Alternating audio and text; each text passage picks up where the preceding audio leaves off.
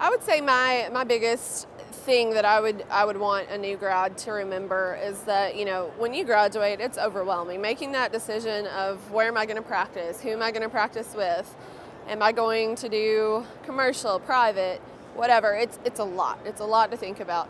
Just remember, your first decision does not have to be your last decision. So if you get into a practice and it's not what you thought it was going to be, or maybe they promised you something that they're not delivering on, just remember that doesn't have to be where you stay forever, but that there's something to learn from it no matter what. Whether you learn that maybe you're not made for that kind of practice, but you thought you were going into it, or maybe you learn that you really like contacts and not doing them isn't making you completely satisfied in your practice lifestyle, or maybe okay, I've done this and now I really know that I want to open my own. Use that first job. Maybe it is your perfect job and you're going to be there forever, but most likely not. It's probably a stepping stone.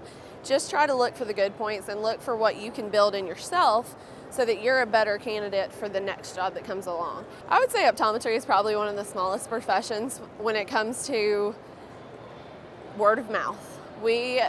I would guarantee you there's not 6 degrees of separation between optometrists, maybe 2.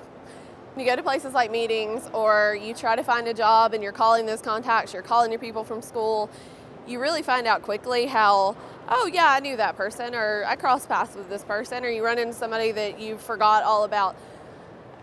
Keeping that in mind, don't ever burn a bridge. Leave, even if it's the worst practice that you have ever been in, or the worst situation, or maybe someone truly did wrong you.